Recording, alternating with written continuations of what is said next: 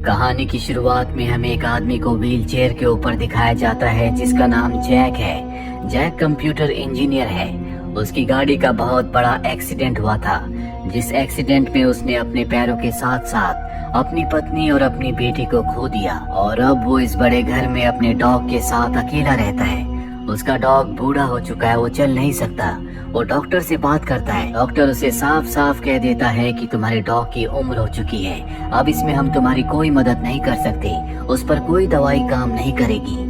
उसका डॉग बहुत ज्यादा दर्द में होता है, इसीलिए वो नेट पर सर्च करता है जिसमें उसे मर्सी किलिंग के बारे में पता चलता है। इसके बाद वो बिस्किट्स में कुछ ऐसी दवा मिला देता है जिससे उसका डॉग आराम से इस दुनिया को छोड़कर जा सके, पर वो सही वक्त का इंतजार कर रहा है, इसीलिए बिस्किट्स को जार में डाल देता है। जैक एक कंप्यूटर इंजीनियर है, इसीलिए हमेशा वो अपने बेसमेंट में कंप्यूटर पर काम करता रहता है और एक दिन उसे बगल वाली दीवार से कुछ लोगों की आवाज आती है जो शायद उसी के बारे में बात कर रहे होते हैं। उसे शक होता है, इसीलिए स्टेथोस्कोप को दीवार पर लगाकर उसे कंप्यूटर से अटैच कर देता है ताकि वहाँ पर जो भी लोग बात करें वो बात उसके कंप्यूटर में रिकॉर्ड हो जाए और वो उसे सुन ले। अब अगले दिन एक बार फिर से जैक को वहाँ से आवाजें आती हैं और वो स्टेथोस्कोप से उनकी आवाज को सुनने की कोशिश करता है जो कि उसने अपने कंप्यूटर के साथ अटैच किया है, पर उसे कुछ समझ नहीं आता। इसीलिए उनके जाने के बाद वो अपनी दीवार पर एक छोटा सा होल करता है और उस होल के अंदर वो माइक्रो कैमरा और माइक फिट कर देता है ताकि वो न सिर्फ उनकी बातें सुने बल्कि उन्हें कंप्यूटर स्क्रीन पर देख भी सके। जैक ने अपने घर के ऊपर वाले हिस्से को रेंट पर देने के लिए ऐड दिया था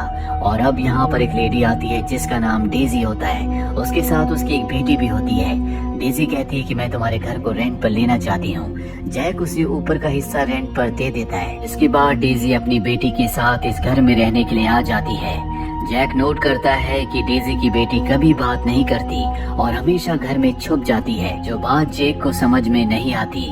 यहाँ पर हमेशा डेजी जैक से बात करने की कोशिश करती है, उससे कई सवाल पूछती है और जब भी उसे मौका मिलता है वो घर में लाउड म्यूजिक चलाती है। जैक जल्दी डेजी और उसकी बेटी के साथ घुल मिल जाता है।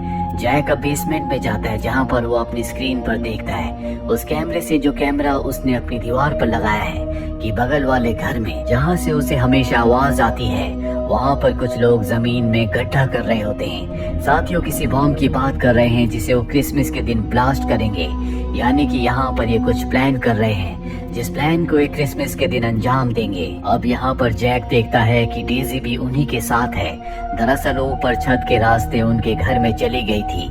यहाँ पर जैक को समझ में आ जाता है कि डेजी उनसे मिली हुई है और वो उसके ऊपर नजर रखने के लिए इस घर में जानबूझकर एक किराएदार बनकर आई है। दरअसल डेजी इस गैंग के लीडर की गर्लफ्रेंड है। लीडर उसे कहता है कि तुम्हें यहाँ पर नहीं आना चाहिए था, तुम वापस चली जाओ, और इसके बाद वो उसे एक चाबी देता है और चाबी लेकर डेजी वापस अपने घर में यानी कि जैक के घर में ऊपर के रास्ते आ जाती है। अगले दिन डेजी जब मार्केट जाती है तो जैक उसकी बेटी से बात करने की कोशिश करता है, लेकिन वो उससे बात नहीं करती बल्कि वो हमेशा उसके डॉग के कान में कुछ बोलती रहती है। और अब जैक ये जानना चाहता है कि वो क्या बोलती है, इसीलिए वो अपने डॉग के गले में एक छोटे से माइक रिकॉर्डर को फिट कर देता है ताकि वो डेजी की बेटी की बातों को सुन सके। यहाँ पर जैक को पता चल चुका है कि उसके बगल वाले घर में जो जमीन में गड्ढा हो रहा है वो एक बैंक में रॉबरी के लिए हो रहा है, यानी कि वो जमीन के नीचे से सुरंग बना रहे हैं जो बैंक के ऊपर खुलेगी और ये एक ट्रॉली के जरिए सारा का सारा पैसा यहाँ से दूसरी जगह ट्रांसफर कर देंगे, जो ट्रॉली बहुत ही छोटी होगी। जैक उस ट्रॉली को देख लेता है और तभी जैक देखता है कि उन्हीं में से एक आदमी बैंक का एड्रेस किसी को बता रहा होता है, जिसके बाद लीडर उस आदमी को अपने पास बुलाता है और बेरहमी से उसे मार देता है। जैक ये सब देखकर डर जाता है, हालांकि उसने सब कुछ रिकॉर्ड कर लिया है। वो पुलिस को बताना चाहता है, पर तभी उसे इनकी बातों से पता चलता है कि इनके साथ एक पुलिस वाला भी मिला हुआ है जो इस लाश को ठिकाने लगाएगा।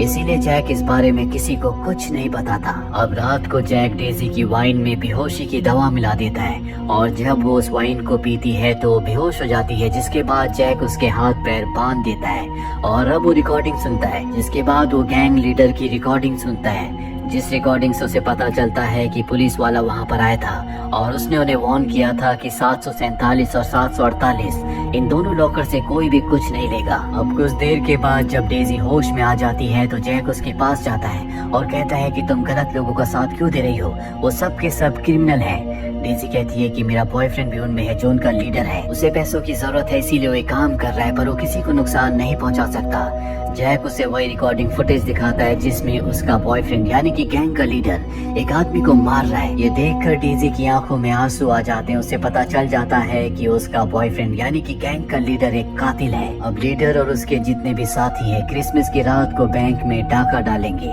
जिसके लिए उन्होंने एक छोटी सी टनल बनाई होती है और उसमें ट्रॉली के जरिए ये पैसों को इधर से उधर शिफ्ट करेंगे।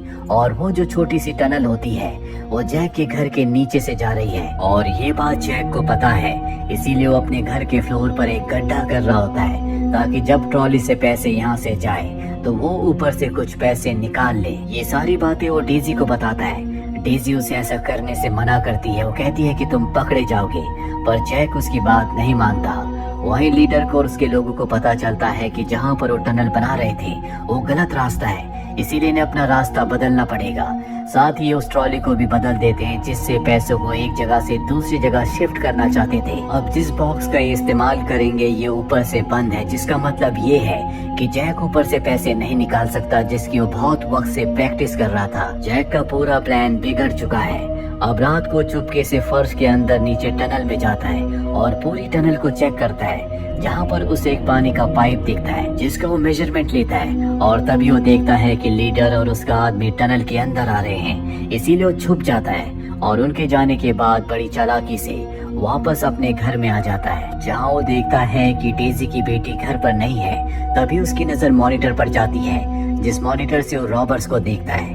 वो देखता है कि डेजी की बेटी उस घर में है, लेकिन इस वक्त वहाँ पर रॉबर्ट्स नहीं होते, इसीलिए डेजी की बेटी वहाँ पर एक आदमी की घड़ी को उठा लेती है और अब रॉबर्ट्स वहाँ पर आ रहे होते हैं। पर इससे पहले कि वो डेजी की बेटी को देखते वो स्टेयर्स के नीचे छुप जाती है। अब वो आदमी जिसकी घड़ी डेजी की बेटी ने ले ली है वो अपनी घड़ी को नीचे ढूंढ रहा होता है, पर इससे पहले कि वो डेजी की बेटी को देखता यहाँ पर वो पुलिस ऑफिसर आ जाता है जो इनका साथ दे रहा है। वो इन सबको एक कागज का टुकड़ा देता है जिस पर उन सभी लॉकर्स के नंबर होते हैं, जिन्हें खोलने के बाद अलार्म बज जाएगा। तुम्हें लॉकर नंबर 155 से कुछ डॉक्यूमेंट्स को लाना है जिनकी मुझे जरूरत है। इसके बाद ये सब के सब यहाँ से चले जाते हैं और अब डेजी की बेटी वापस आ जाती है, जिसमें जैक उसकी मदद करता है। दरअसल वो उसी टनल से नीचे गई थी जिस टनल से खुद जैक नीचे गया था और अब जैक उससे वो घड़ी ले लेता है जो वहाँ से लेकर आई है। और अब डेजी के फोन पर उसी लीडर का कॉल आता है और उसने अगर इस कॉल को रिसीव नहीं किया तो लीडर समझ जाएगा कि कुछ न कुछ गड़बड़ है। इसीलिए जैक डेजी से कहता है कि तुम्हें मेरी मदद करनी होगी,